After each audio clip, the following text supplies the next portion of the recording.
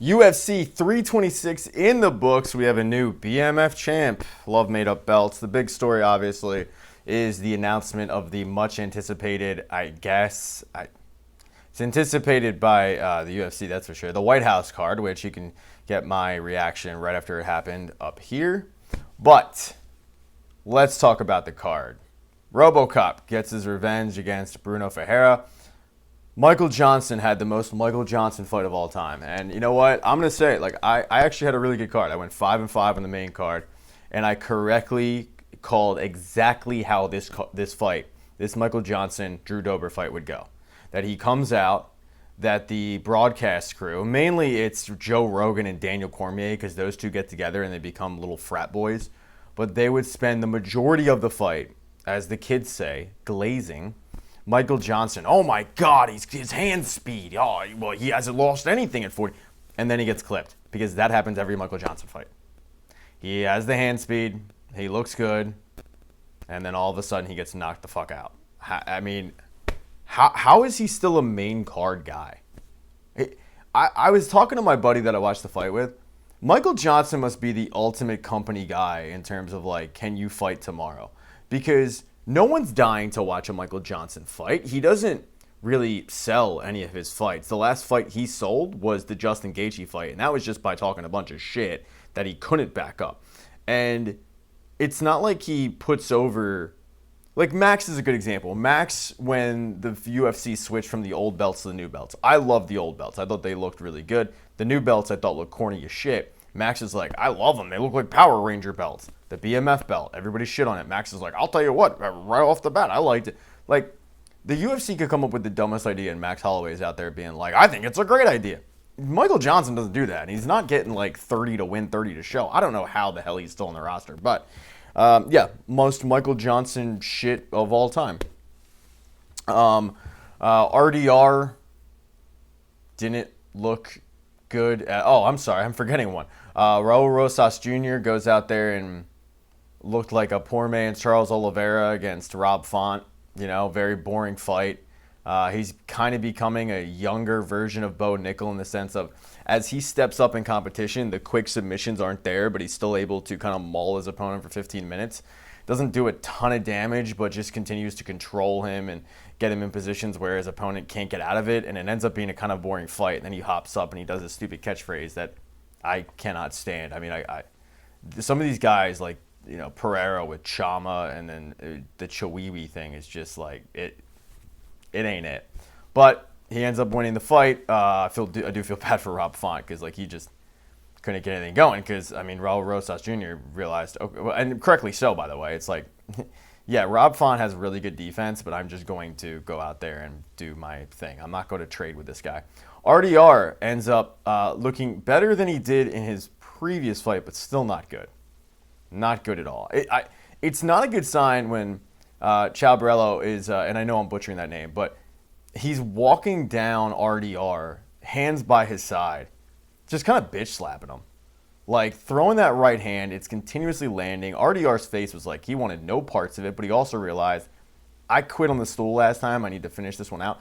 I am surprised that Barella didn't finish the fight. But overall, I think the UFC is probably thrilled that RDR has not gone on a run because he's got that, like, Ben Askren-esque striking game where, like, it kind of works, but it just looks really ugly.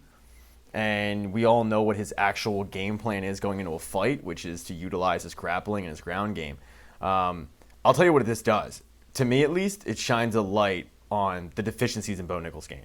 Because Brendan Allen beat the shit out of RDR.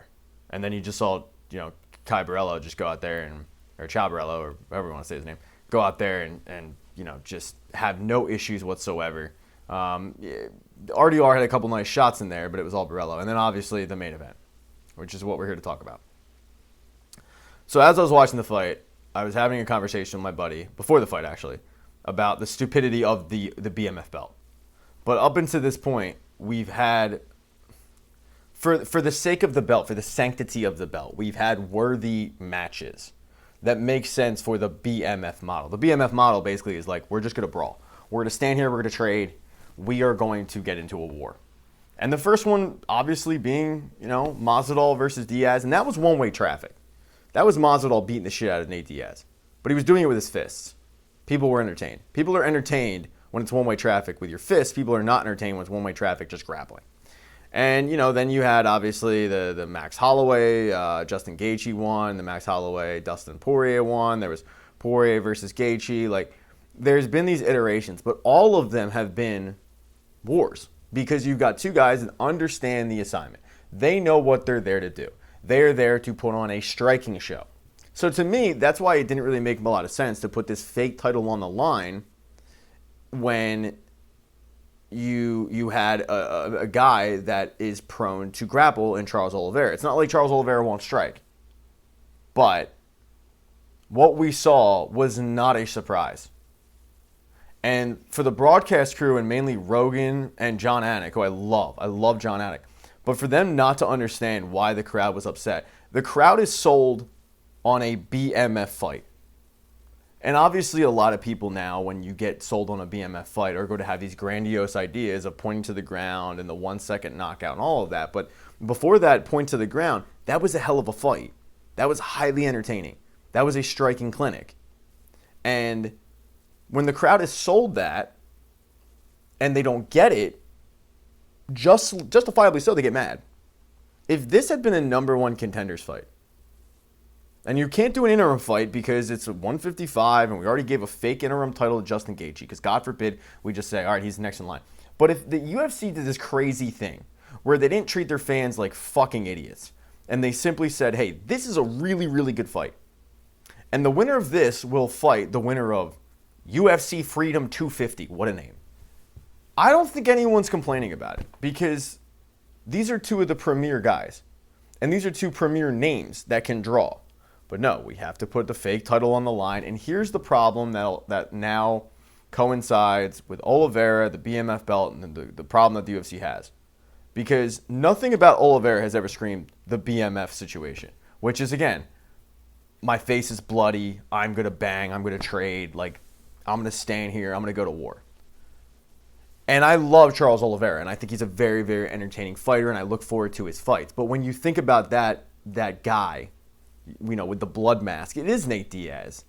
It is Dan Hooker. It is, and I hate to say this, Michael Chandler. It is Max Holloway, that first fight with Dustin, where his face is all bloodied up, and he comes out and he goes, all right, let's go.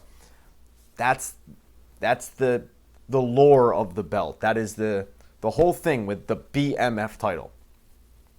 You just gave the belt to a guy that has no problem whatsoever with just grapple fucking people. And look, I'm entertained by Charles Oliveira. I wasn't necessarily entertained in that fight because it became very evident early on that this was how the fight was going to go. But, where do you go from here with the belt? They should have retired the BMF belt after the Justin Gaethje fight because it was never going to get better after that. It just wasn't. And now you had to put a fake belt on the line where whoever they throw in there next for this fake belt, that really, I don't know anyone's banging down the door to see another BMF belt on the line, but whoever they throw in there, you have a chance to just lose what drew people to it in the first place, which was a war. Because you put this guy in there that didn't make sense for the fight. If you just want to label the fight number one contender, people are fine with what happened. When you label this fight, oh, this is the BMF situation, watch out, and you got the highlights and all, and that's what plays out, people are allowed to be pissed off. I don't know where the UFC goes with this stupid belt. I really don't. But again, the big thing was the White House lawn card. Again, UFC Freedom 250. Horrible name. Such a bad name. And again, you can get my thoughts on that. It was one-way traffic for Oliveira. He looked bigger than Max. He easily took him down. Max had no answers. I think that this was, in fact, a number one contenders fight. When Topuria goes out there and dusts Justin Gaethje, I think you'll probably see a rematch, maybe, because I don't know who else other than Islam. I don't know who else Topuria would fight. I guess Islam could come back down to 155 and change things, but overall, yeah, it was a dominating performance. I don't think anyone's arguing that point. I think the point is it was a dominating performance, but it was not what we were promised. We were promised a war. We didn't get a war. And that's why you have to put guys in these, these journeyman title fights that understand the assignment. And for Charles Oliveira, the assignment, understandably so. Again, I'm not criticizing Charles Oliveira, but for him, the assignment was, I'm going to go out there and win, and I'm going to use my skill set to do so. I can trade, no doubt. But if you're Charles Oliveira, why would you do that? That's why this matchup made no sense. Why would you do that? I'm sorry, the matchup made sense. Putting the BMF title on the line made no sense. And by the way, we never need to see Puka Nakua again at a UFC fight. Good Lord, man. What a frat boy. It's like, Max is getting mauled and Puka Nakua is behind him all coked out, just like screaming his head off. Oh, God, that was cringeworthy. But overall, yeah, I did pretty well tonight. I hope you guys did too. I'm looking forward to the next pay-per-view, and I'm going to go now. All right, goodbye.